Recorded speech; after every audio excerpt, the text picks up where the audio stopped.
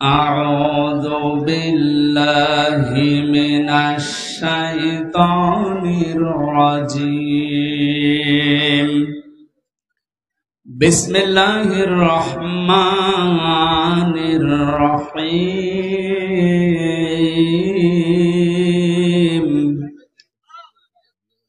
يا أيها الذين آمنوا اتقوا الله وكونوا مع الصادقين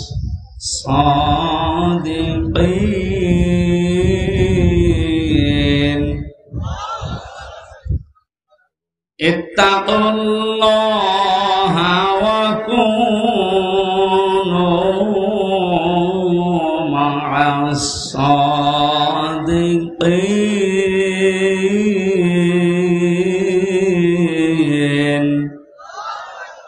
صدقت يا ربنا اللهم صل على سيدنا مولانا محمد وعلى آل سيدنا مولانا আলহামদুলিল্লাহ। এত কথা বলেন কেন? কথা বন্ধ করেন, অনেক সময় কম দেখছেন না।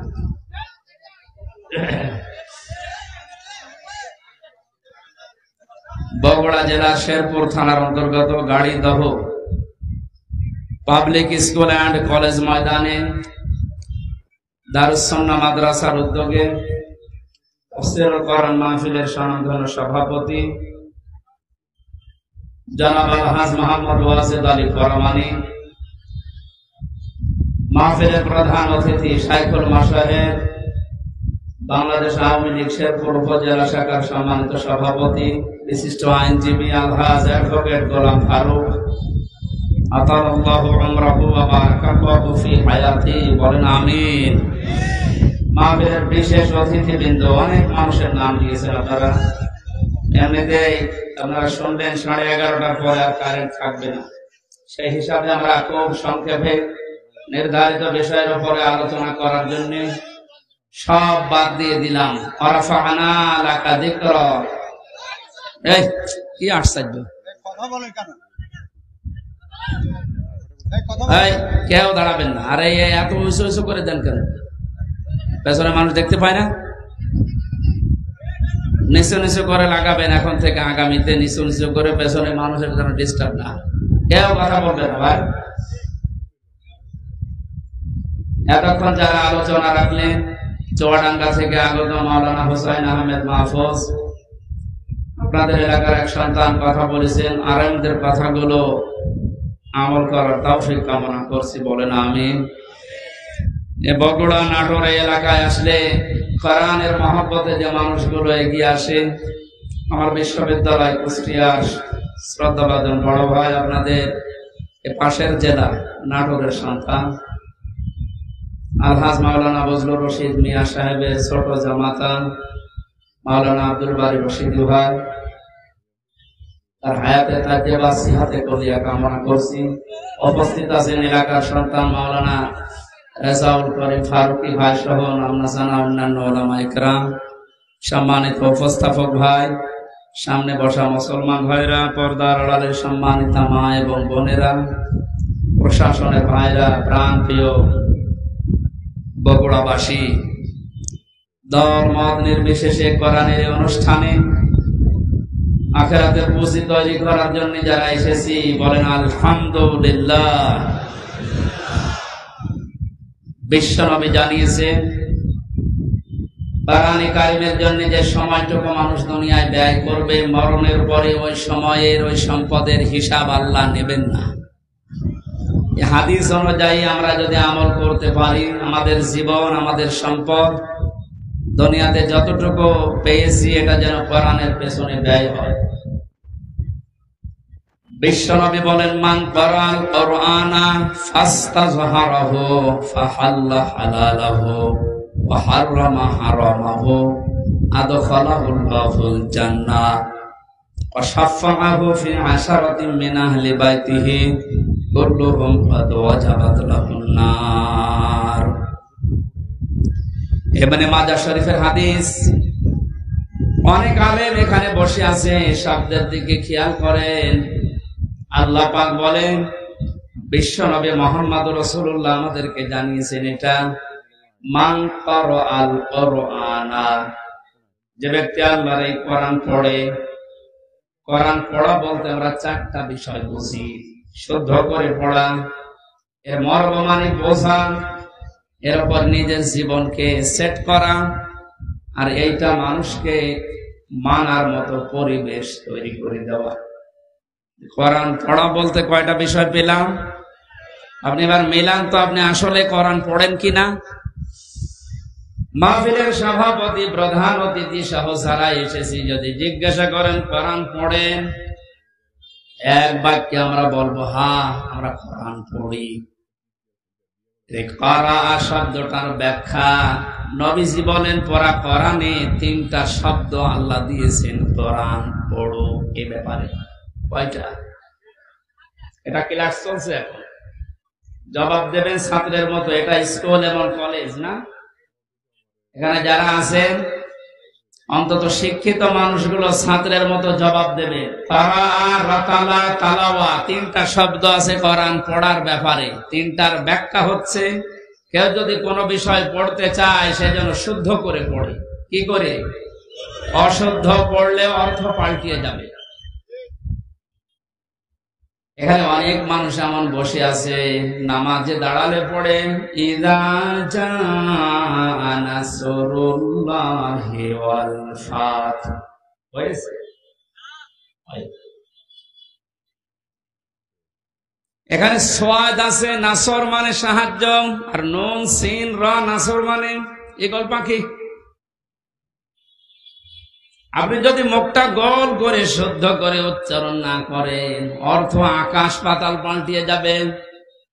আল্লাহ পাক বলেন ইযা জাআ নাসরুল্লাহি ওয়াল ফাত, হে নবী আল্লাহর সাহায্য যখন আসবে আপনি তখন বিজয় দেখতে পাবেন। যদি মুখটা গোল না করে সিন দিয়ে উচ্চারণ করেন, অর্থ হয়ে যাচ্ছে হে নবী যখন শকুন আসবে, ঈগল পাখি আসবে, তখন আপনি বিজয় পাবেন। বুঝেছে? এজন্য শুধু কোরআন শরীফ না, দুনিয়ার যে কোনো বিষয় কেউ যদি পড়তে চায়, এর হক আদায় করে সঠিকভাবে চারটা বিষয় তাকে মানা লাগবে। এক নম্বরে ওটা পড়া লাগবে শুদ্ধ করে। কি করে? এটা তো আমি বানালাম নাকি? কোরআনে কারীম জানিয়েছে ওয়ারাত্তিলিল কুরআনা তারতিলা, হে নবী আপনি কোরআন পড়বেন শুদ্ধ করে, স্পষ্ট ভাবে, থেমে থেমে। প্রধান অতিথি সহ যারা এখানে আছেন, নবীর এই হাদিসের প্রথম অংশটা আমরা একটু মিলাই আমাদের জীবনে। নবী যে জানিয়েছেন যে ব্যক্তি কোরআন পড়ে, আপনি তো বলছেন আমি কোরআন পড়ি, তাহলে এটা শুদ্ধ করে পড়া লাগবে আপনাকে। আমি আল কোরআন রিসার্চ ফাউন্ডেশনের সদস্য ছিলাম এক সময়। আমি দেখেছি এই দেশের জরিপে 100 জনের 95 জন আল্লাহর কোরআন শরীফ শুদ্ধ করে পড়তে পারে না। এই রিপোর্ট কিন্তু ভালো রিপোর্ট। এজন্য আহ্বান জানাচ্ছি অন্য ধর্মের লোক এখানে যেহেতু নেই, আমরা সব মুসলিম দাবি করছি, আমাদের জীবনের 1 নাম্বার টার্গেট বানানো লাগবে আল্লাহর এই কোরআন আমরা শুদ্ধ করে পড়ব। 2 নাম্বারের মর্ম মানে বুঝতে হবে। কেন? কোরআনে কারীম জানিয়েছে ওয়াইদা সামিউ মা উনজিলা ইলার রাসূলি তারা আ'য়ুনাহুম তাফিদু মিনাদ দামি মিম্মা আরাফু মিনাল হক ইলা আখির আয়াত। সূরা মাইদা 7 নাম্বার পারার 1ম নাম্বার পৃষ্ঠার 1ম নাম্বার লাইনের 83 নাম্বার আয়াতের প্রথম অংশে আছে। এটা তাফসিরে ইবনে কাসিরে পাবেন। আল্লাহ পাক বলেন, হে নবী আপনি যখন আমার বান্দাদের সামনে কোরআন পড়বেন, যারা এর মর্ম মানে গুলো অনুধাবন করতে পারে, বুঝতে পারে যে আমি কি বলতে চাই, আপনি দেখবেন তাদের চোখ দিয়ে মনের অজান্তে পানি পড়ছে। কোরআনের আলোচনায় সবার চোখে পানি আসবে না, এটা বোঝার মতো যোগ্যতা আপনার থাকা লাগবে। এখানে কোরআন যদি কেউ হক আদায় করে পড়তে চায়, মাস্ট বি তাকে এটা বোঝার চেষ্টা চালাতে হবে। চারবার আল্লাহ এই ঘোষণা আমাদেরকে কোরআনে শোনাচ্ছেন, ওয়ালাকাদ ইয়াসসারনাল কুরআনা লিযিকরি ফাহাল মিন মুদ্দাকির। অবশ্যই আমার এই কোরআনকে আমি বোঝার জন্য, পড়ার জন্য, এটা মানার জন্য সহজ করে দিয়েছি। কেউ কি আসো এখান থেকে শিক্ষা নেওয়ার জন্য? ও বগুড়াবাসী, আমরা আজকে থেকে আল্লাহর এই আফসোস আর থাকতে দেব না। যতদিন জীবন আছে কোরআন বুঝে মরার চেষ্টা করব ইনশাআল্লাহ। 3 নাম্বার শুধু না, এটা আমাদের বোঝার চেষ্টা চালাতে হবে। কিচ্ছু লাগবে না, নষ্ট হবে, আমার কাছে কিচ্ছু দেবেন না, আর এখানে কথা বলবেন। হ্যাঁ, আবার কারে চা দিচ্ছেন আপনি? পেছনে যে কয়জন আছে দিয়ে শেষ করুন, তাড়াতাড়ি করুন। একটা ক্লাস চলছে আর উনি চা খাচ্ছে, সবাইকে চা দেন। হ্যাঁ, তাড়াতাড়ি করুন, ডিস্টার্ব করলে কিন্তু বোঝাতে পারবো না। এটাকে আমি আর কি মাসি ক্লাস চলে বিশ্ববিদ্যালয়ে, আমরা দেখি 40 থেকে 45 মিনিট। আমরা 1 ঘন্টা ক্লাস যদি নেই, 1 ঘন্টা ক্লাস নিলে কমপক্ষে 20 ঘন্টা পড়া লাগে। এটাতে আর কি মারা ক্লাস চলছে নাকি? এক ছাত্র এসে স্যারের কাছে বলছে, স্যার ভাই ছুটি দেন, নাই আমি গেলাম। ছুটি দেন, নাই আমি গেলাম মানে তার রোল নাম্বার কত? 82। 82 মানে ক্লাসে ছেলে মেয়ে কয়টা? 82টা। 82টা ছেলে মেয়ে, রোল নাম্বার কত? খুব ভালো ছাত্র, ওর জীবনে কোনো এম আছে, কোন উদ্দেশ্য আছে? শুধু আসে, এটা আনন্দ ভর্তি করে চলে যায়। আপনার কি ওই রকম ছাত্র নাকি? আজকে যখন এসেছেন এই প্রচন্ড গরমে কষ্ট স্বীকার করে, অন্তত 1টা ঘন্টায় যেন কিছু বাড়ি নিয়ে আমল করার জন্য যেতে পারে। আমি যে শব্দগুলো বোঝাচ্ছি খুব কঠিন কঠিন শব্দ, এতদিন আপনি শোনেননি। কোরআনে কোরআন পড়ার ব্যাপারে কয়টা শব্দ আছে আপনি জানতেন না? কোরআন যদি কেউ বলে আমি কোরআন পড়ি, তার শর্ত মানা লাগবে কয়টা? 1 নম্বরে শুদ্ধ করে, 2 নম্বরে বুঝতে হবে, 3 নম্বরে যে বুঝবে ওই বিষয়ের উপরে তার বাস্তব জীবনে আমল করা লাগবে। এটাই ঝামেলা। আমরা জানি না এখানে এমন কেউ নেই যে টাকা ছেড়ে রাখে। যারা টাকা আসে, সুদের এই টাকা নেওয়া হারাম, কে জানে না? কে? হিন্দুও জানে, কথা বলেন। এটা জানার পরও আমাদের আমল আছে। বলে এই যে 1 বিঘা জমি দেয়, 1 লক্ষ টাকা নেয়, 8-10 বছর এটা চাষ করে খায়, যখন ফেরত দেয় তখন 1 লক্ষ টাকায় ফেরত দেওয়া লাগে। এই সিস্টেম আছে না দেশে? এই নাম কি? এগ্রিমেন্ট। না না, এটা জায়েজ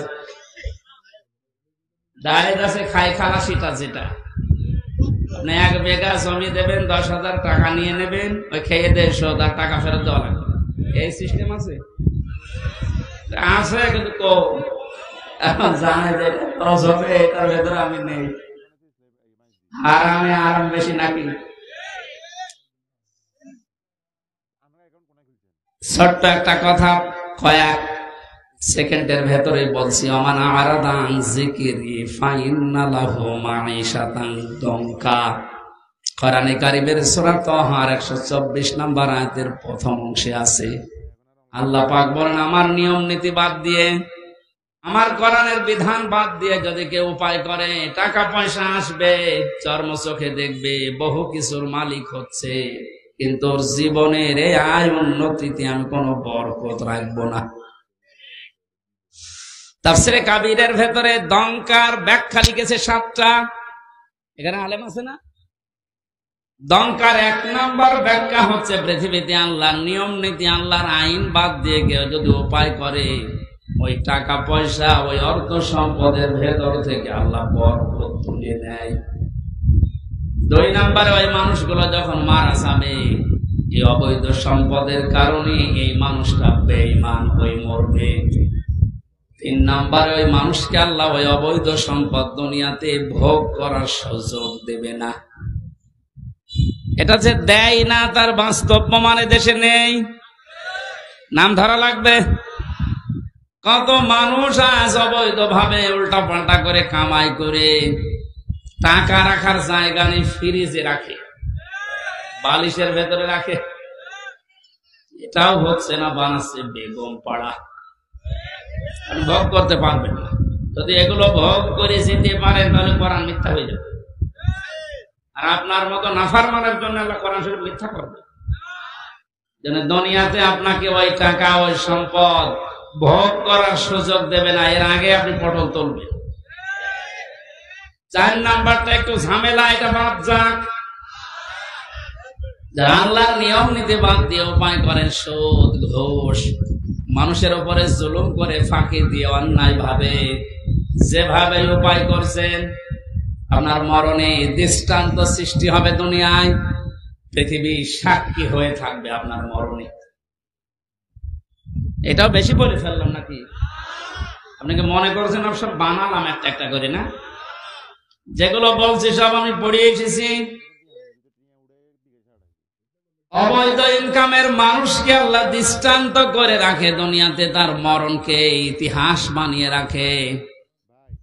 আপনি এমনি টের পেয়েছেন, আমি জানি।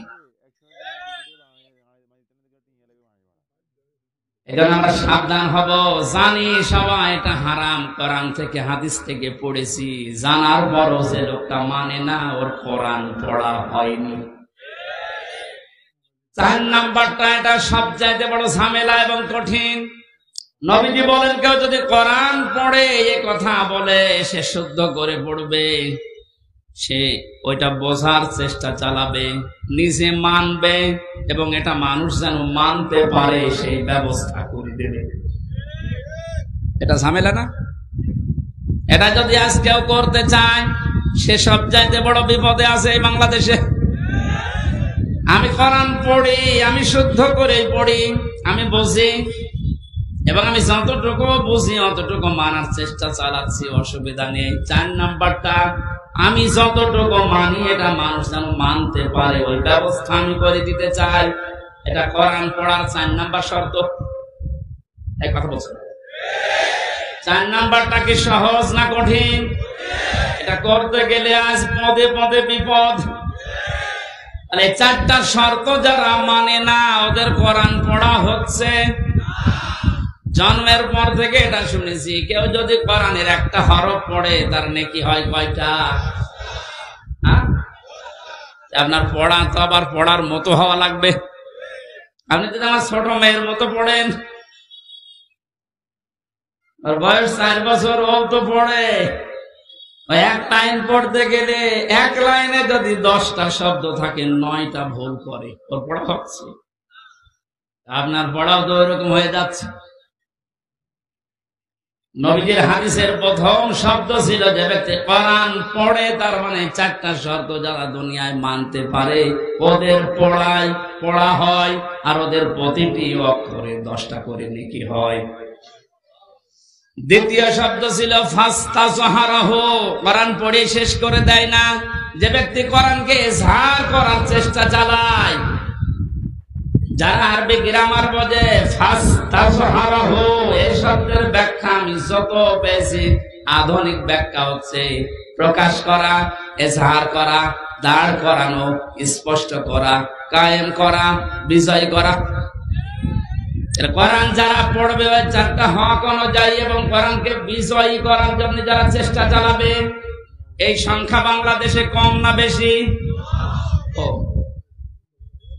একটা জরিপ পেয়েছিলাম, এই দেশের 100 জনের 15 জন মানুষ শুধু মন থেকে চায় যে কোরআনে কারিমে দেশে ফাস্তাযহারাহু এটা বিজয়ী হোক, আর বাকি 100 জনের 85 জন শুধু টানা আছে। দ্বিতীয় পয়েন্টটা হচ্ছে না। 3 নম্বরে কি ছিল? ফাহাল্লা হালালাহু ওয়া হারামা হারামাহু। যে ব্যক্তি কোরআনকে ইজহার করতে পারে, এই ব্যক্তি হালালকে হালাল মানবে, হারামকে হারাম জেনে ছেড়ে দেবে। আদখালাহুল্লাহুল জান্নাহ, নবীজি বলেন আল্লাহ তাকে জান্নাতে দিয়ে দিয়েছে। জান্নাতে দেবে, হ্যাঁ দিয়ে দিয়েছে। শব্দটার দিকে আমি খেয়াল করে চিন্তা ভাবনা করেছিলাম, নবীজি অতীতের শব্দ বললেন কেন? এটা পাস্ট, এটা মাজি। আদখালা ইউদখিলু, নবীজি মোজারে দিতে পারতেন, মাজি দিলেন, অতীতের পাস্ট দিয়েছেন কেন?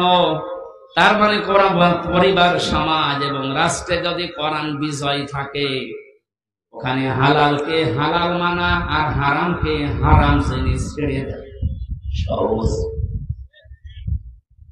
যে সমাজে, যে দেশে কোরআন বিজয় নেই, ওখানে হালালকে হালাল জানার পরও আপনি মানতে পারবেন না। এক কথা বলছেন এখানে। হারামকে হারাম জানার পর আপনি ছেড়ে দিতে পারবেন না।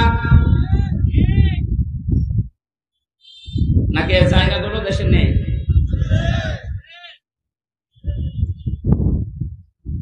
এই জন্য প্রতিটি শব্দের আগে দেখবেন ফা দেওয়া আছে। মান ক্বারাল কুরআনা ফাস্তাযহারাহু ফাহাল্লা হালালাহু, সব ফা দিয়ে আরম্ভ।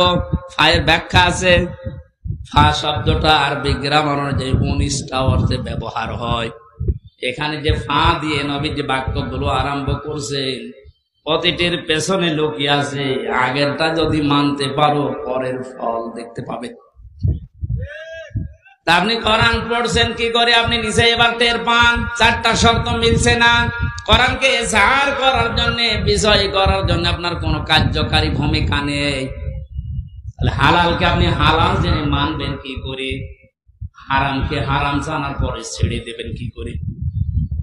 আদখালাহুল্লাহুল জান্নাত পরে, এর পরের শব্দে বেশি ওয়াশাফাহু ফি আশারাতিন মিন আহলি বাইতিহি কুল্লুহুম ক্বাদ ওয়াজাবাত লাহুন নার।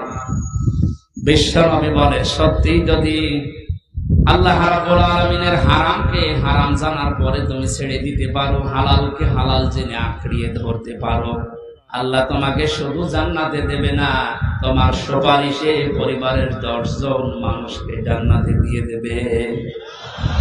যাদের উপরে জাহান্নাম অবধারিত হয়ে গিয়েছিল, যে কোরআন শুনতে এসেছে, আপনি বুঝলেন এর মর্যাদা কোথায়? আল্লাহ পাকে হাদিসটা আমাদের প্র্যাকটিক্যাল লাইফে সেট করার তৌফিক দেন, বলেন আমিন। দরুদ আর সালাম পড়ছে আমাদের নবী মুহাম্মদ রাসূলুল্লাহ সাল্লাল্লাহু আলাইহি ওয়াসাল্লামের প্রতি। মহান আল্লাহ তার যে সমস্ত নাম আছে, এই নামগুলো দুনিয়াতে কয়েকটা নবীর নামের শেষে দিয়েছেন। তার ভেতরে আমাদের নবীকে আল্লাহ দিয়েছেন রাউফুর রহিম, খুলুকুন আযীম। ইব্রাহিম নবী আলাইহিস সালামকে, ইসমাইল নবীকে দিয়েছিলেন গোলামিন আলীম, আমার সহনশীল বান্দা। ইসহাক নবীকে ডাক দিয়েছিলেন গোলামিন আলীম, আমার জ্ঞানী বান্দা। আর মুহাম্মদ রাসূলুল্লাহকে দিয়েছেন খুলুকুন আযীম, আমার মহান বান্দা। এত বড় চরিত্র আমার নবী মুহাম্মদ রাসূলুল্লাহকে আমি দিয়েছি, কিয়ামত পর্যন্ত মানুষ শুধু অনুসরণ করে যাবে, এর কোল কিনারা খুঁজে পাবে না। বলেন সুবহানাল্লাহ। সেই নবীর আদর্শ আজ আমাদের সামনে পড়ে আছে। জন্ম থেকে মৃত্যু পর্যন্ত তাকে বাদ দিয়ে আপনি কাকে আদর্শ মেনে চলেন? আপনার বিবেককে প্রশ্ন করেন। আল্লাহর ঘোষণা দেওয়া একটা আদর্শ আছে দুনিয়ায়, কয়টা? বলেন বলেন। আল্লাহ নিজে ঘোষণা দিয়েছেন যে এই আদর্শটা মেনে চলো। ইয়াসিন ওয়াল কুরআনিল হাকীম। ইয়া মানে হে, সিন মানে সাজ্জেদ। আল্লাহ পাক জানাতে চেয়েছেন, হে নেতা, দুনিয়াতে আল্লাহর ঘোষণা দেওয়া নেতা আদর্শ মাত্র একটা, তার নাম মুহাম্মদ রাসূলুল্লাহ। আল্লাহ রাব্বুল আলামিন পুরা কোরআনে নবীকে 7টা নামে বিশেষভাবে ডাক দিয়েছেন। তার ভেতরে ইয়াসিন, তাহা, মোহাম্মদ, আহমদ, আব্দুল, মুজাম্মিল, মুদাসসির। বগুড়াবাসী, বিবেক যদি থাকে আজকে কাজে লাগাবেন। আল্লাহর ঘোষণা দেওয়া নেতা, আদর্শ যার নাম তিনি জানিয়েছেন মুহাম্মাদুর রাসূলুল্লাহ, সেটা বাদ দিয়ে যদি পৃথিবীর কাউকে আপনি অনুসরণ করেন, অনুকরণ করে চলেন, আপনি মরতে দেরি, জাহান্নামে যেতে দেরি হবে না। এটা আমি বানালাম না, এটা আমি মানছি। ইমাম বুখারী রাহমাতুল্লাহ আলাইহি বুখারী শরীফ লেখার আগে একটা কিতাব লিখেছেন আল আদাবুল মুফরাদ। এখানে একটা হাদিস তিনি এনেছেন, 6 প্রকার মানুষকে আল্লাহ বিনা বিচারে, বিনা হিসাবে, কোন হিসাবও নেবে না, বিচারও করবে না, মরণের পরে তাদেরকে আল্লাহ জাহান্নামে পাঠিয়ে দেবে। তার 3 নম্বরে তারা দুনিয়াতে যাদের আদর্শ মুহাম্মদ রাসূলুল্লাহ ছিল না। এই হাদিসটা কোরআনের সূরা ইয়াসিনের ইয়াসিন এর ব্যাখ্যা তাফসীর পড়ার পরে আমার বড় ভয় হচ্ছে, এ পৃথিবীতে হাজারো মানুষ মুহাম্মদ রাসূলুল্লাহর আদর্শ না মানার কারণে জাহান্নামে যাচ্ছে। আল্লাহ তুমি আমাদেরকে বাঁচাও, বলেন আমিন। আমি এটা বলে আপনার ক্ষতি করে ফেললাম? হ্যাঁ, আপনি তো ধরা খাবেন। চোখ বন্ধ হওয়ার পরে আপনি এখন ধরা খাবেন। নবীজির একটা কথা 100 ভাগের 1 ভাগও মিথ্যা নেই। যাদের আদর্শ এখনো ঠিক হয়নি, মুহাম্মদ রাসূলুল্লাহ বাদ দিয়ে অন্য কাউকে যারা মেনে চলছেন, এখনই তওবা করে পরিবর্তন হবে। হয়তো আপনার কোনো হিসাব নেই, বিচার নেই, আপনি মরে গেলে বিনা হিসাবে, বিনা বিচারে জাহান্নামী। আল্লাহ তুমি আমাকে সহ যারা আমরা এসেছি এটা বুঝে মানার তাওফিক এখন দান করো। আরো জোরে বলেন। কোরআনে কারিমের 6666 আয়াতের মাত্র একটা আয়াত পড়েছি, সূরা তাওবা 129 নম্বর আয়াত। আমরা তেলাওয়াতকৃত আয়াত তাফসীর আকারে কথা বলবো ইনশাআল্লাহ, আল্লাহ যেন তৌফিক দেন। আউযু বিল্লাহি মিনাশ শাইতানির রাজীম। বিসমিল্লাহির রহমানির রহিম।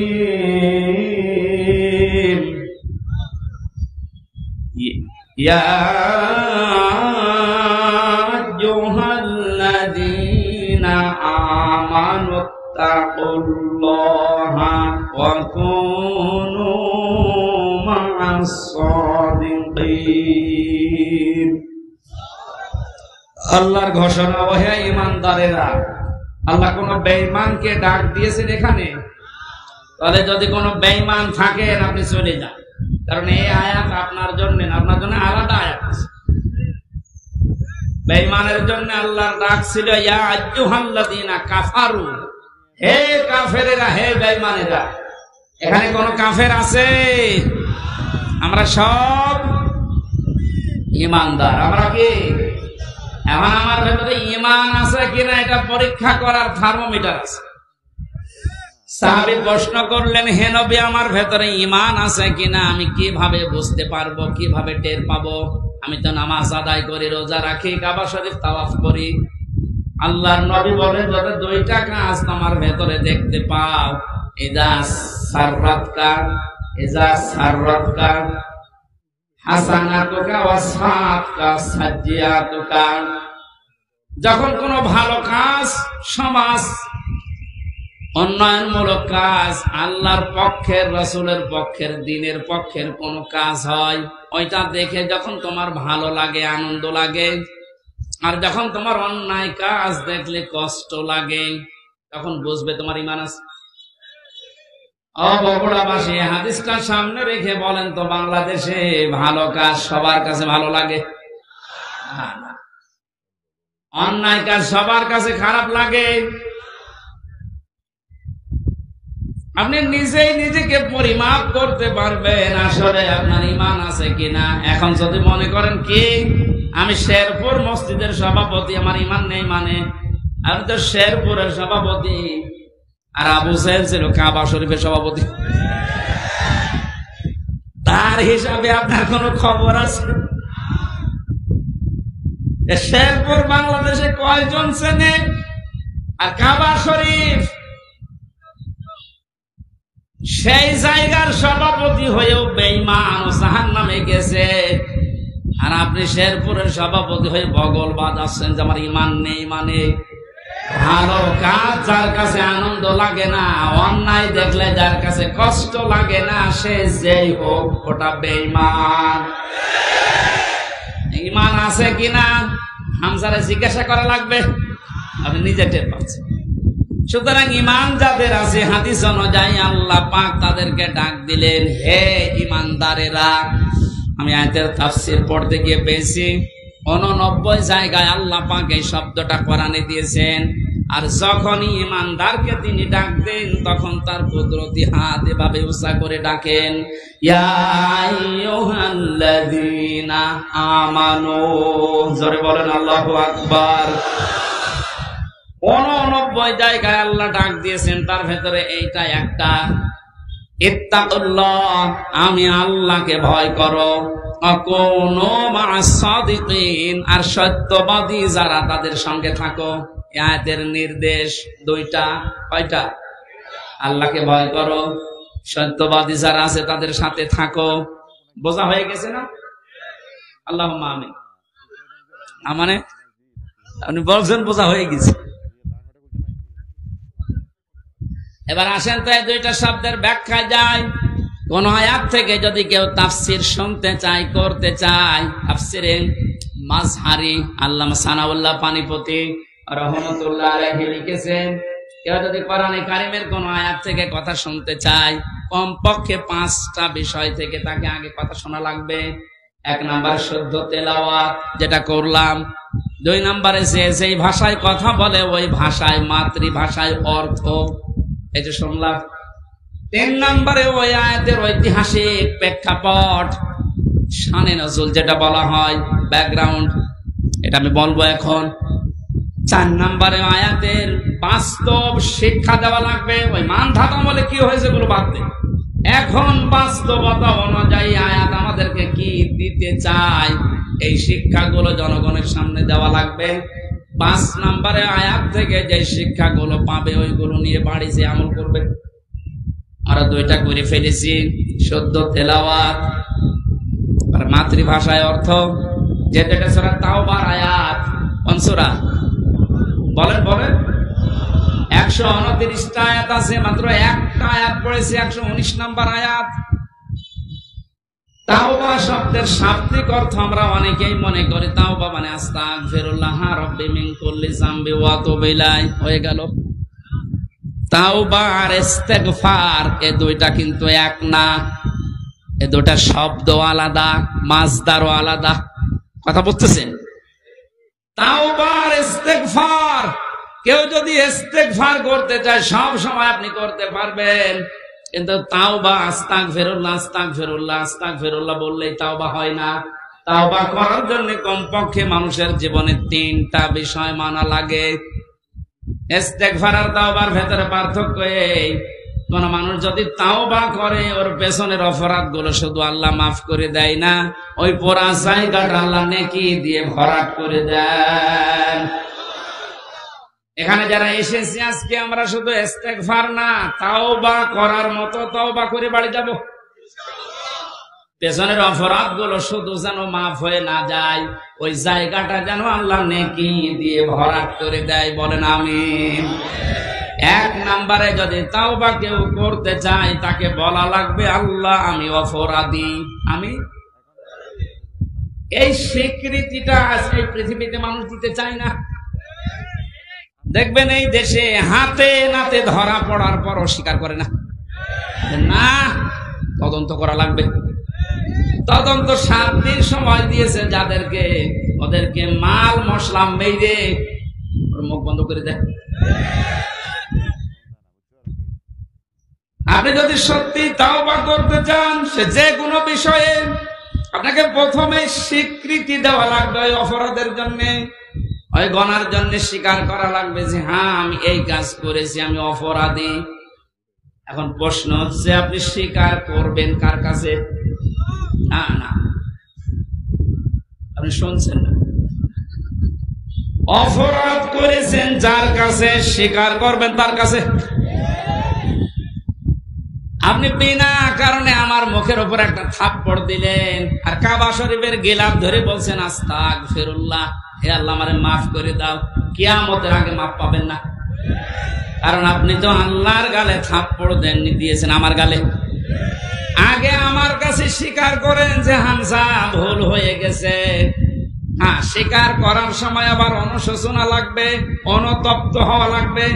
আপনি যদি একেবারে মোড নিয়ে বলেন এই হামজা মাফ কর, মাফ হবে?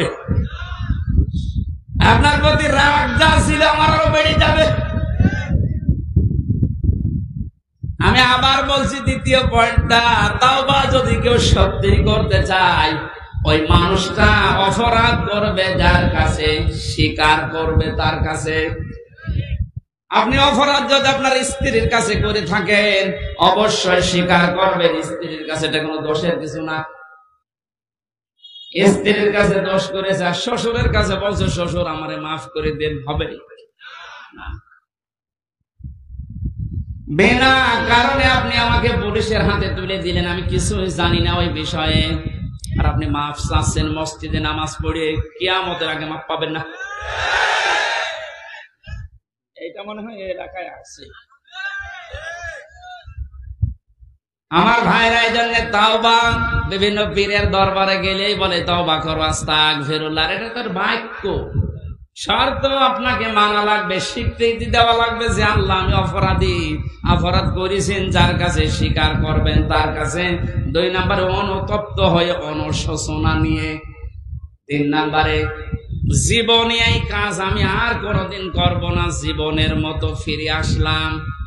এই 3টা শর্ত যদি কেউ মেনে নিতে পারে, আল্লাহ পাক বলেন ওর পেছনের অপরাধ শুধু মাফ হবে না, ফাউলাইকা ইউবাদদিলুল্লাহু সাইয়্যাতিহিম হাসানাত। ওর পেছনের পুরা অপরাধ আল্লাহ মাফ করে দিয়ে পুরা জায়গাটা নেকি দিয়ে পাল্টিয়ে দেবেন। বলেন সুবহানাল্লাহ।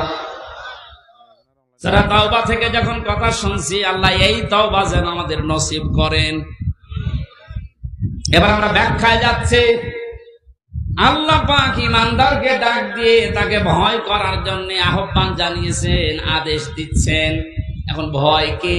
জন্মের পর থেকে শব্দটা আমিও শুনছি যে আল্লাহকে ভয় করো, আল্লাহকে ভয় করো। কি এটা কি?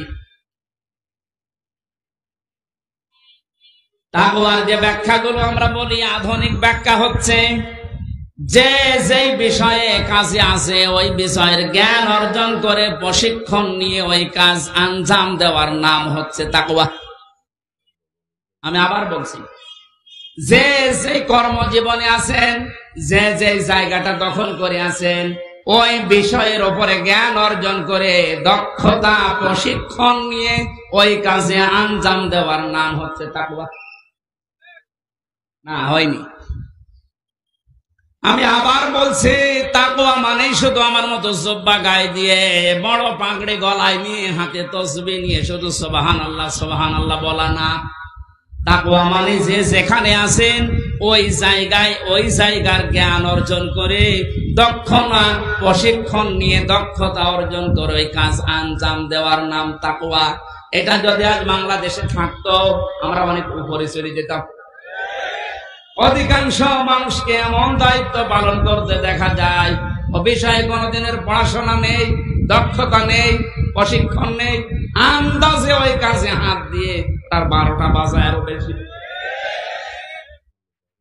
নিচে নামা লাগবে? ঠিক আছে।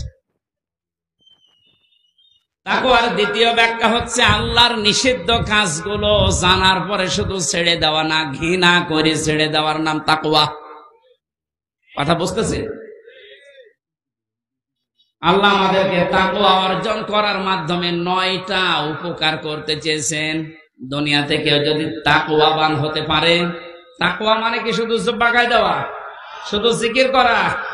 যেখানে যেই কাজে আপনি হাত দিয়েছেন, হ্যাঁ আপনি লেবার, কোনো অসুবিধা নেই। আপনি গাড়ি সারেন, মনে করেন গাড়ির মিস্ত্রি, ওই বিষয়ের উপরে লেখাপড়া করে, ওই বিষয়ে প্রশিক্ষণ নিয়ে দক্ষতা অর্জন করে ওই কাজকে সুচারুরূপে আঞ্জাম দেওয়ার নাম কি? আরো জোরে বলেন। আর চাইনার দিকে তাকান, দিন দিন উন্নতি এমনি করছে, এইটা থাকার কারণে। ওরা যে যে বিষয়ের উপরে দক্ষতা অর্জন করে লেখাপড়া, আমি ছেলে যখন ছিলাম 3টা বছর, কয়েকজন চাইনিজ আমার সাথে ছিল। ওরা কি টাকা পয়সার ঝামেলার কারণে ধরা পড়েছিল, দিয়েছে আমার পাশের রুমে। আশা তো বুঝতাম না, কিন্তু কর্মদক্ষতা, ওদের যে কাজ কারবার ভেতরে এত বুদ্ধি, জীবনে কোনোদিন কল্পনা আসে নাই যে এই পানির বোতল দিয়ে এই কাজ করা যায়। ও ছাতা ওইটা করে দেখাচ্ছে।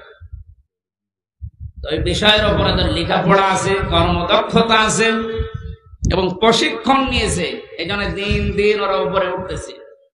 আজ আমরা ওদের মতো যদি তাকওয়াটা বুঝতাম আর বাস্তবে কাছে লাগাতাম, আমার মনে হয় যে ষড়যন্ত্র কয়েকদিন আগে প্রধানমন্ত্রী শেখ হাসিনা যে আশঙ্কা করেছে বাংলাদেশ নিয়ে, পার্বত্য চট্টগ্রামের কয়েকটা জেলা, মায়ানমারের কিছু অংশ আর ইন্ডিয়ার কিছু অংশ নিয়ে সাদা চামড়ার যারা আছে তারা কিন্তু গোপন আন্দোলন চালাচ্ছে। এটা একটা স্বাধীন খ্রিস্টান রাষ্ট্র ঘোষণা দেবে। প্রধানমন্ত্রী 14 দলের সাথে গোপন বৈঠক করে যে কয়েকটা কথা শেষের দিকে জানিয়েছে, তার ভেতরে এটা একটা। ওনারে আশঙ্কা যদি সত্যি হয়, আপনি চর্মচোখে দেখবেন এদের ভাগ হয়ে সুদানের মতো, দক্ষিণ সুদান, পূর্ব তৈমুরের মতো খ্রিস্টান একটা স্বাধীন রাষ্ট্র এই এলাকায় চলছে। খুব ভালো সংবাদ না? আমাদের কর্মদক্ষতা, তাকওয়ার এই ব্যাখ্যা যেটা আধুনিক ভাবে করা দরকার, এটা আমাদের করা দরকার। আল্লাহ আমাদেরকে ওই পর্যায়ে যাওয়ার তৌফিক দেন, বলেন আমিন। যে যে বিষয়ে আপনার ছেলেটা, আপনার মেয়েটা যে বিষয়ে অভিজ্ঞতা ছোটকাল থেকে দেখবেন, যেদিকে মন আছে, ওই বিষয়ে আপনি তাকে তুলে দিন। সবাইকে আলেম হওয়া লাগবে, সবাইকে ইঞ্জিনিয়ার হওয়া লাগবে না। যে যে বিষয়ের দিকে যেতে চায়, ধাবিত হতে চায়, ভালোবাসে, ওই বিষয়ে যেন জ্ঞান অর্জন করার জন্য রাস্তা পায়, তাকে ব্যবস্থা করে দেন। ও কর্মদক্ষতা অর্জন করে, ও প্রশিক্ষণ নিয়ে ওই কাজকে সুচারুরূপে আঞ্জাম দিতে থাকলে দুনিয়া এবং আখিরাত দুইটাই আমাদের জন্য সফল হবে ইনশাআল্লাহ। আমি যে 9টা উপকারের কথা বলতে চাচ্ছিলাম, যেহেতু আর 10 কারেন্ট চলে গেল, আমি তো মনে করছিলাম এখনো 10 মিনিট থাকবে। জেনারেটর আছে? এই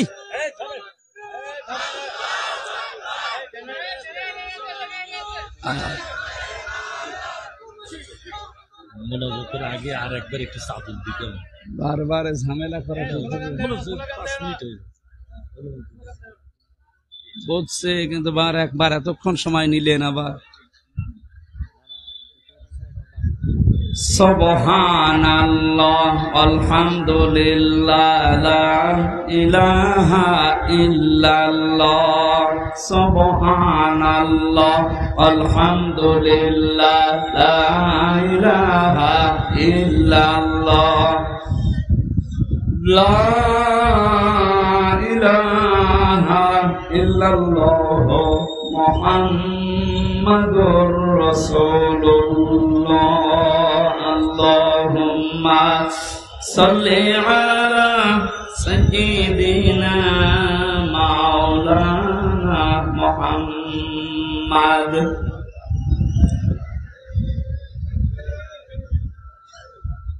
হাবিবানা মুহাম্মাদ। আমার ভাইজান, 9টা উপকারের ঘোষণা দিয়েছেন আল্লাহ। দুনিয়াতে কেউ যদি তাকওয়া অর্জন করতে পারে, 1 নম্বরে ওই লোকটা যদি বিপদে পড়ে, মহান আল্লাহ এমন জায়গা থেকে তাকে সাহায্য পাঠায় যার কল্পনা কোনোদিন তার হৃদয়ে আসে নাই। জোরে বলুন সুবহানাল্লাহ। এটা আজ দেখতে আমাদের বহু বাকি। এটা যারা দেখতে পেয়েছিলেন তাদের ঈমান আমি দেখেছি, এই মানুষগুলোর ঈমান পাথরের চাইতেও শক্ত ছিল। সত্যিই যারা তাকওয়া অর্জন করতে পেরেছে দুনিয়াতে, ওই মানুষগুলোর কাছে দুনিয়া আল্লাহ এমন তুচ্ছ বানিয়ে দিয়েছে, তামাম দুনিয়াটা একটা ডিমের চাইতেও তাদের কাছে কম দামি মনে হতো। আমরা আসলে তাকওয়া অর্জন করে আল্লাহর এই 9টা আছে উপকারের কথা, সাহায্যের কথা, এটা পাচ্ছি না, কারণ আমাদের তাকওয়া নেই।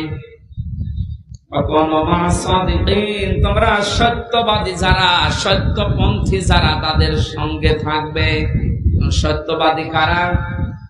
এই দেশে একটা ভুল ধারণা চালু আছে, কিছু কিছু দৃশ্য দেখলে আমরা মনে করি এগুলো সত্যপন্থী, এগুলোই হক্কান, এগুলোই হক্কানি।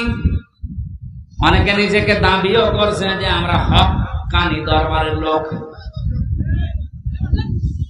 কোরআনে কারিমে সূরা তাওবার 119 নম্বর আয়াতের শেষের অংশের ব্যাখ্যা আল্লাহ দুনিয়ায় কারো কাছে ছেড়ে দেয়নি যে 2 বেলা জিকির করলে সেই লোকটা সত্যবাদী, 5 ওয়াক্ত নামাজ পড়লে সেই লোকটা সত্যবাদী, বছরে একবার হজ করে আসলে সেই লোকটা সত্যবাদী না।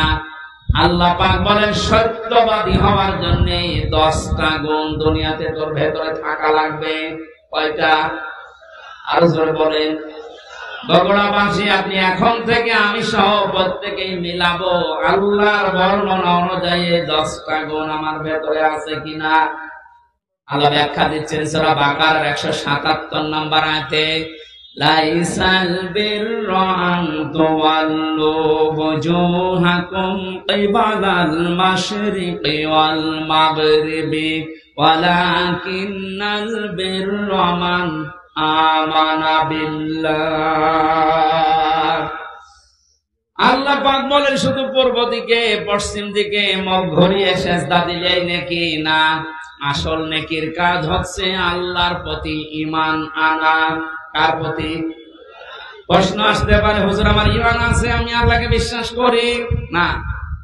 কেউ যদি আল্লাহকে বিশ্বাস করে কথা বলতে চায়, কমপক্ষে 4টা বিষয় দুনিয়াতে তার ভেতরে পাওয়া যাবে।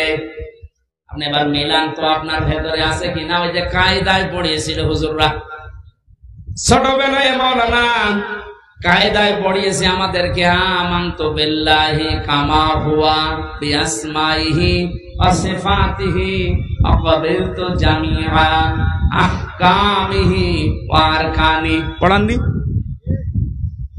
মানে বলতে চেয়েছে আমানতু বিল্লাহ, যারা বলে আল্লাহ আমি তোমাকে বিশ্বাস করি, প্রথমে আপনাকে স্বীকার করাচ্ছেন কামা হুয়া, আমি এমন আল্লাহকে বিশ্বাস করি যার অস্তিত্ব আছে। কি আছে? পৃথিবীর অন্যান্য ধর্মের লোকদের সাথে আমাদের মিল নেই, এই কারণে আমরা এমন আল্লাহকে বিশ্বাস করি যার অস্তিত্ব আছে, যার নাম আছে বিআসমাইহি, শুধু নাম না, তার নামের গুণাগুণ আছে, কার্যকারিতা আছে। আল্লাহর নাম আমরা অনেকেই জানি 99টা, আল্লাহর নাম 5000-এর উপরে। প্রতিটি নাম আল্লাহ নিয়েছেন, ওই নামগুলোকে গুণাগুণ দিয়ে কার্যকারিতা হিসাবে আমাদের দেখিয়েছেন। আল্লাহ রব নাম নিয়েছেন, এই কারণে নেই থেকে পূর্ণতায় আমাদেরকে পৌঁছিয়ে দিয়েছেন এই রব নামের কারণে। কথা বলেন না কেন? মায়ের বীর গভীরে যখন বাবার এই বীর্যটা দ্রুত গতিতে যে আশ্রয় নেয়, আল্লাহ রাব্বুল আলামিন বলেন যে নেই থেকে আস্তে আস্তে হামজা পর্যন্ত বানালাম। এই যে নেই থেকে পূর্ণতায় যিনি প্রতিটি জিনিসকে পৌঁছিয়ে দেন, আরবিতে তার নাম বলা হয় রব। এই নামটা আল্লাহ নিয়েছেন, এই কারণে হামজা এখানে বসে আছেন। আমার বাবার স্ফলিঙ্গ দিয়ে দ্রুত গতিতে আমার মায়ের রেহেমের ভেতরে যে পানিটা গিয়েছিল, বিজ্ঞান এখন দেখাচ্ছে ওই 1 ফোঁটা নাপাক পানির ভেতরে 40,000 হামজা তৈরি হওয়ার ক্ষমতা ছিল। হয়তো 40,000 ওই পর্যন্ত তৈরি হয়ে দুনিয়ায় আসতে পারত, কিন্তু কেউ পর্যন্ত যেতে পারেনি। জরায়ের দেওয়ালের সাথে ধাক্কা লেগে অনেকে পড়ে গেছে, অনেকে মারা গেছে। আমি হামজা একা ওই জায়গায় গিয়ে 40 দিনে শুধু পাল্টিয়েছি। আমি নতফা, মুদগা, আলাকা এগুলো হতে হতে 6 মাসের পরে চামড়া দিয়ে বডি দিয়ে স্ট্রাকচার তৈরি করে আমার ভেতরে আল্লাহর রূহ দিয়ে একটা আকৃতি দিয়েছেন। ওয়াল্লাযী ইউসাউবিরুকুম ফিল আরহামি কাইফা ইয়াশা। আল্লাহ পাক বলেন তিনি সে আল্লাহ যিনি মায়ের রেহেমের ভেতরে তোমার এই আকৃতিটা বানিয়েছেন।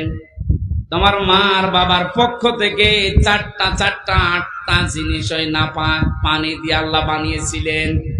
চুল, রগ, হাড় আর পর্দা, রক্ত, গোশত, চর্বি আর চামড়া। আল্লাহ পাক বলেন আমার নাম যে রব, এই কারণে আমি আল্লাহ নিজে পাঁচটা জিনিস তোকে দিয়েছি হামজা। ওয়াজআলা লাকুমুস সামাআ ওয়াল আবসার ওয়াল আফইদা ইলা আখির আয়াত। এটা সূরা নাহলের ৭৮ নম্বর আয়াতের মাঝের অংশে আছে। আল্লাহ পাক বলেন শ্রবণ শক্তি, দর্শন শক্তি, বাক শক্তি, আকেল শক্তি আর ঘ্রাণ শক্তি, এই পাঁচটা জিনিস আমি আল্লাহ আমার রব নামের কারণে তোকে দিয়েছি। ৮ ৫ ১৩টা জিনিস যখন এক হয়, ছেলে হবে না মেয়ে হবে, আকারটা আমি আল্লাহর সিদ্ধান্ত অনুযায়ী তৈরি হয়। ছেলে হয় মেয়ে হয়নি যেন মন খারাপ করি, এটা মন খারাপের বিষয় না, এই সিদ্ধান্ত কার? আমার বোর। বলেন ছেলে হলে মেয়ে হলে যারা মন খারাপ করে স্ত্রীর উপরে, প্রকার আনতে তারা যেন আল্লাহর সিদ্ধান্তের উপরে নারাজ। আমি সহ যারা এই জাহিলিয়াতে আছি, আল্লাহ তাদেরকে যেন মুক্তি করেন। বলেন আমিন। ছেলে হোক মেয়ে হোক, কারো দোষ আছে? স্বামীর দোষ আছে? আল্লাহ রাব্বুল আলামিন বলেন ৮ ৫ ১৩টা জিনিস যখন এক হয়ে যায়, ৬ মাস পার হয়ে যাওয়ার পরে কি আমি দুনিয়াতে আস্তে করে বের করার সিদ্ধান্ত নেই।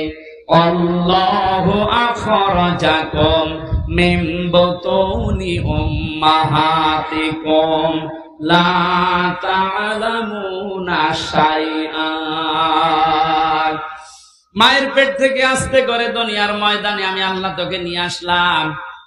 এমন অবস্থায় নিয়ে এসেছিলাম যখন কিছু খেতে পারতিস না। এই জন্য আমি আল্লাহ তোর মায়ের স্তনে ৬ মাস আগেই তোর জন্য খাবার আমার রব নামের কারণে গরম করে রেডি করে রেখেছি।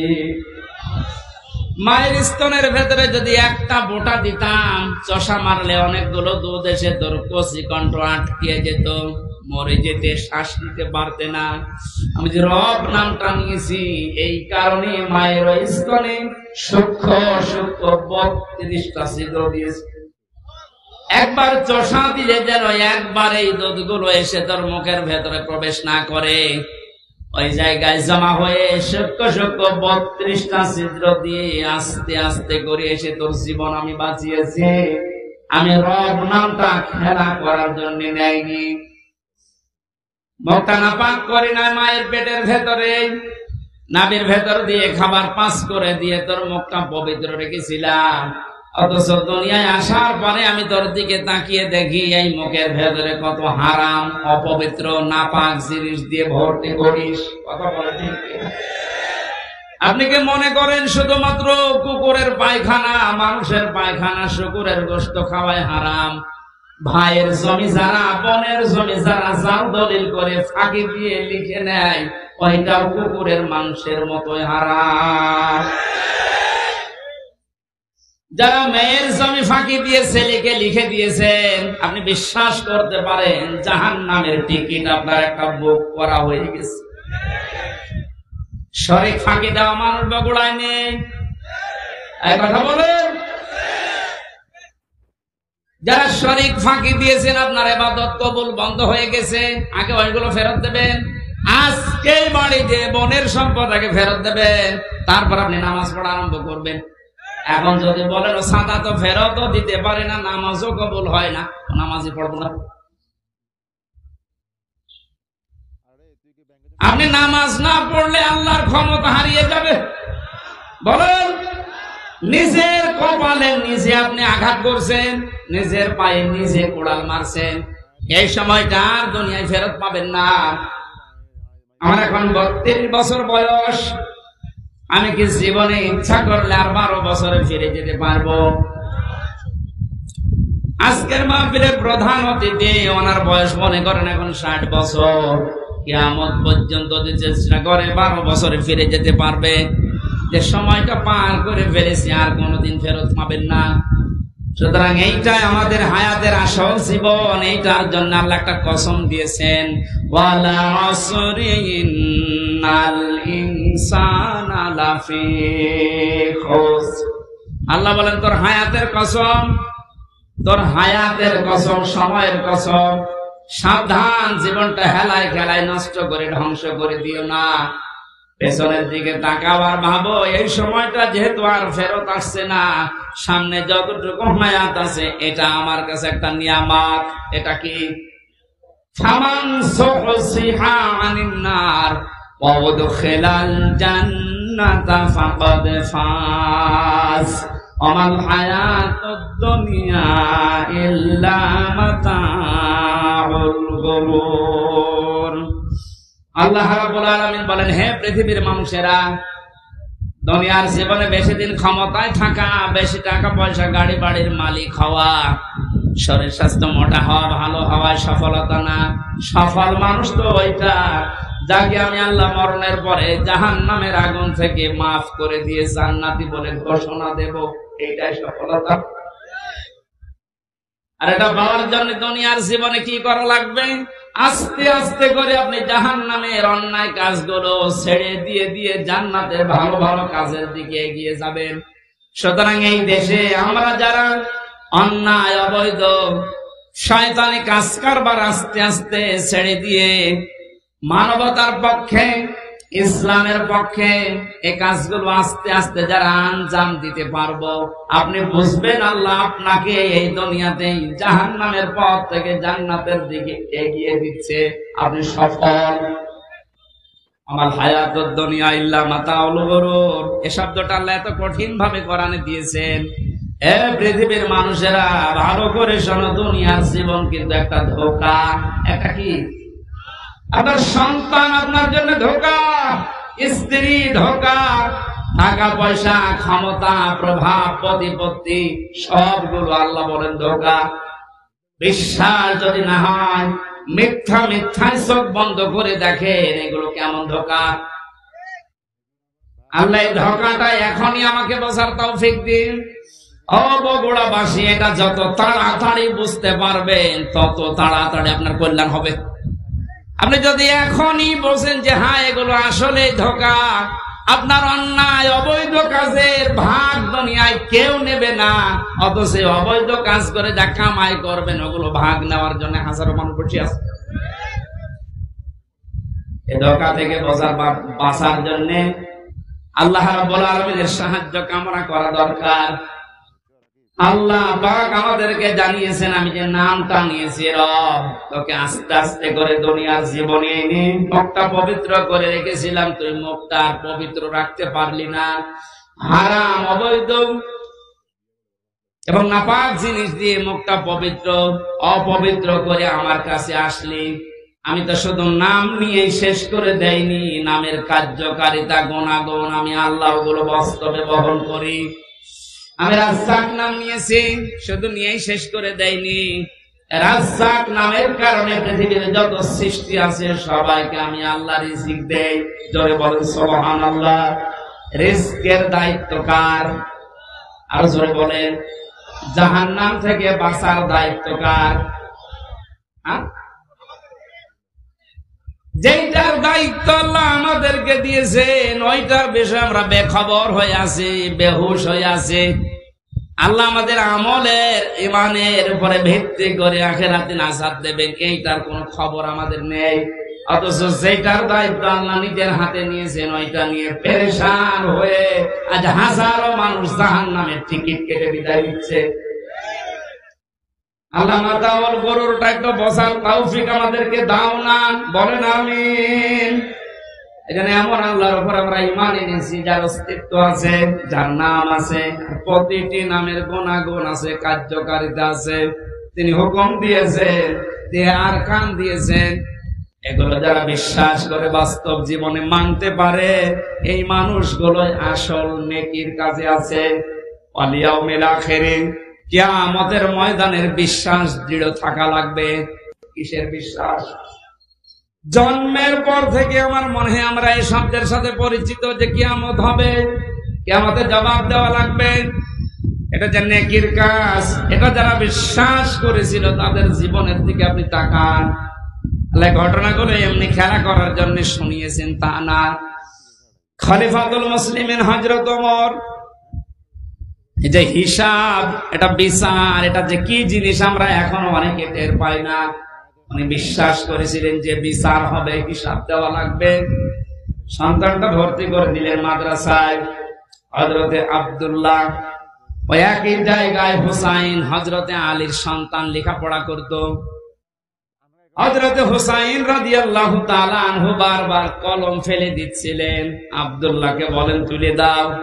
একবার, দুইবার, তিনবার তুলে দেওয়ার পর উনি বললেন, হুসাইন বারবার কলম ফেলে দাও, আমারে তুলতে বলো, আমি কি তোমার গোলাম, চাকর, খাদেম নাকি? হযরত হুসাইন মুখ ফসকে বলে ফেলেছেন, আব্দুল্লাহ তুমি শুধু চাকর না, তুমি খাদেম না, তুমি খাদেমের বাচ্চা, খাদেম। অথচ ওই সময় প্রেসিডেন্টের ছেলে বাড়িতে গিয়ে বলছে, আব্বা আমি আর মাদ্রাসায় যাব না, হুসাইন আমাকে গালি দিয়েছে, আমি নাকি খাদেমের বাচ্চা, খাদেম, তুমিও নাকি খাদেম, তুমি যদি বিচার না করো এই মাদ্রাসায় পড়ায় বন্ধ করে দেবো। খলিফাতুল মুসলিমিন হযরত ওমর বললেন, সন্তান এখন না বিচার, সোমার দিন নামাজের সময় করব। খুতবা দিচ্ছিলেন, ডাক দিয়ে বললেন, হুসাইন এখানে আসো। বলে, হ্যাঁ সামনে আসো। তুমি আমার সন্তানটাকে গালি দিয়েছো? বলে, হ্যাঁ দিয়েছি। কেন দিলে? ইমাম হুসাইন ডাক দিলেন, খলিফা বুকে হাত দিয়ে বলেন তো, আপনি কি আমার নানার খাদেম ছিলেন না? আমি তো দেখেছি আপনি আমার নানার খেদমত করছেন। খাদেমের ছেলেকে খাদেমের বাচ্চা বলেছি, অসুবিধা কি? হযরত ওমর কেঁদে ফেললেন। ডাক দিয়ে বলে, হুসাইন আমি তো এভাবে কোনোদিন ভাবি নাই। মেয়ে শব্দটা লিখে দিতে পারবে? কাগজ কলম নিয়ে আসেন। খেজুরের পাতা নিয়ে এসেছে, লিখে দিলেন, হুসাইন আমি নিজে আলীর সন্তান হয়ে বলছি, ওমর আমার নানার খাদেম ছিল, আমি দেখেছি, সই করে দিলাম। হযরতে ওমর রাদিয়াল্লাহু তাআলা আনহু কাগজটা হাতে নিয়ে জমা খেলেন। সাহাবীদেরকে বললেন, নবীর সাহাবীরা বিচার হয়ে গেছে। হযরত আব্দুল্লাহ তো ছোট মানুষ, বলে, আব্বা তুমি তো বিচার শুরুই করলে না, কি করে হয়ে গেল? হযরত ওমর বলে, সন্তান যে বিচার করেছে দুনিয়া না, মরণের বড় কাছে লাগবে। আমি যখন মারা যাবে কাগজটা আমার কাফনের ভেতরে দিয়ে দিও। কিয়ামতের ওই কঠিন ময়দানে মহান আল্লাহ যখন আমার জীবনের হিসাব আরম্ভ করবে, কিছুই যদি কবুল না হয় কাগজটা আল্লাহকে দেখাতে পারবো। রব্বুল আলামিন তোমার নবীর নাতি লিখে দিয়েছে আমি নাকি নবীর খাদেম ছিলাম, এবছর আমার আজকে মাফ করে দাও। তাছাড়া জবাব দেওয়ার মতো কোন কাজ, কোন আমল আমার হাতে নেই। অথচ তাদের জীবনের যে নেকির কাজের বর্ণনা হাদিসে পাওয়া যায়। নবীজি বলেন, আকাশের তারকাকেও যদি গণনা করে একদিন শেষ করে ফেলতে পারবে, কিন্তু ওমর মুসলমান হওয়ার পরে যে নেকির কাজ করেছিল কোনদিন কেউ গণনা করে শেষ করতে পারবে না। এই মানুষটা যদি কিয়ামতে জবাব দেওয়া লাগবে, এই টেন্ডেন্সিতে এত ভয়ে থাকে, এত টেনশনে থাকে, আমাদের অবস্থান কোথায়? নেকির কাজ শুধু পশ্চিম থেকে মুখ করে নামাজ পড়লে হয় না, আল্লাহর প্রতি ঈমান আনা, কিয়ামতে জবাব দেওয়া লাগবে আল্লাহর সামনে দাঁড়িয়ে, এই বিশ্বাস দৃঢ় করা, এটা নেকির কাজের মূল। এটা যতদিন পর্যন্ত আমাদের দেশের 1628 জন মানুষের ভেতরে বদ্ধ না হবে, এই দেশটা ততদিন দুর্নীতি মুক্ত হবে না। আল মালায়েকাতে ফেরেশতাদের বিশ্বাস করা, আল কিতাবে কিতাবে বিশ্বাস করা, আন নবিয়্যিন নবীদেরকে বিশ্বাস করা, ওয়া আতাল মালা আলা হুব্বিহি যাবিল কুরবা, আল্লাহর মহব্বতে নিজের সম্পদ চাহিদা থাকার পরও যারা নিকট আত্মীয় স্বজনের জন্য ব্যয় করে। ও বাংলার জনগণ, এই গুণটা আজ বাংলাদেশে কার ভেতরে আছে আপনি তাকান। নিজের প্রয়োজন থাকার পরেও নিজের সম্পদ যারা নিজের নিকট আত্মীয়, এতিম, মিসকিন, অসহায়, বন্যাগ্রস্ত মানুষদের পাশে যারা দাঁড়ায়, এই মানুষগুলো আল্লাহর ভাষায় সত্যবাদী, এরাই মুত্তাকী। মুত্তাকি সত্যবাদী খোঁজার জন্য আমেরিকায় যাওয়া, সৌদি আরবে যাওয়া দরকার নেই। এই 10টা গুণ যে বলছি একটা একটা করে আপনি মিলান। দুনিয়ায় যারা নামাজ কায়েম করার জন্য চেষ্টা চালায়, সম্পদ থাকলে যারা যাকাত দিয়ে দেয়, যারা ধৈর্য ধারণ করে বিপদে আপদে মুসিবতে, দুনিয়ায় কোন বিষয় যদি একবার ওয়াদা দিয়ে ফেলে, জীবন চলে গেলেও তারা ওয়াদা রক্ষা করে। উলাইকাল্লাযীনা সাদাকু ওয়া উলাইকা হুমুল মুত্তাকুন। কোরআনে কারিমের সূরা বাকারার 177 নম্বর আয়াতের শেষে আল্লাহ জানিয়েছেন এরাই ঈমানের দাবিতে সত্যবাদী, আর এরাই হচ্ছে আমি আল্লাহর নিকটে মুত্তাকি। জোরে বলেন সুবহানাল্লাহ। আল্লাহ কোরআনের এই আয়াতগুলো আমাদের জীবনে সেট করার তৌফিক দিন, বলেন আমিন। মাহফিলটা মাদ্রাসার উদ্যোগে, ওনাদের টাকা পয়সা কালেকশন হয়নি, যারা টাকা পয়সা এনেছিলেন দিতে পারেননি, এটা দয়া করে দিয়ে যান। ওনারা ঋণী হয়ে গেলে মাহফিল আর হবে না এখানে। ভলেন্টিয়ারদের উনি ডাকতেছেন, যদি ভলেন্টিয়ার থাকে, আমার আসলে গলায় তো পারছে না, ভাইকে দায়িত্ব দিলাম, একটু বলেন তো ভাই। সম্মানিত হাজিরিন, আপনারা জানেন প্রায় বহুল একটা মাহফিল হচ্ছে আমাদের আমির হামজা ভাই অত্যন্ত গুরুত্বপূর্ণ আলোচনা। আপনারা একটু বসেন, এর মোনাজাত হবে ভাই। আমাদের ভলেন্টিয়ার ভাইরা কাপড় নিয়ে যাচ্ছে, আপনারা বলছেন যাওয়ার সময় 10 টাকা করে দিয়ে দেবেন ইনশাআল্লাহ। যদি না দেন আগামীকাল সমস্যা হয়ে যাবে। এই জন্য অনুরোধ করছি যে উঠবেন না মোনাজাতের আগে, ভাই দোয়া করে দেবেন। আপনি যে যা পারেন ইনশাআল্লাহ দিয়ে যাবেন। আর ভাইয়ের হাতে অনেকে দিতে চেয়েছেন, যদি দেন ইনশাআল্লাহ ভাই দোয়া করে দেবেন। মানুষ আপনাদের জন্য দোয়া করবে। সম্মানিত ভাইরা, এখানে যারা বিশেষ অতিথির দায়িত্বে আছেন অনেকের নাম আমি দেখতে পাচ্ছি। আপনারা কি টাকা পয়সা দেননি নাকি? তাহলে নামটা দিয়ে বসে আছে। আমার তো মনে হয় সব মিলে এখানে প্রায় 100 জনের নাম হবে। এই মানুষগুলো তো কিছু দিলে মাহফিল হয়ে আরো দিছে। আর আমাদের প্রধান অতিথি আছে 2000 টাকা। ইউনিয়ন আওয়ামী লীগের সভাপতি মোজাম ভাই না, মোজাম্মেল হক মোজাম ভাই 5000 টাকা। মারহাবা, আল্লাহ যেন কবুল করেন, আমিন। আরো যে মানুষগুলোর নাম দিয়েছেন, যারা দিয়েছেন কম বেশি, তাদেরকে ধন্যবাদ জানাচ্ছি। যারা দিতে পারেন না, আগামীতে এই মাদ্রাসা যেহেতু এতিমখানা, একটা আপনার এতিমের মাথায় হাত দেওয়া আর নবীজির মাথায় হাত দেওয়া শামিল। আল্লাহ যেন আপনাদেরকে পাশে থাকার তৌফিক দেন। যারা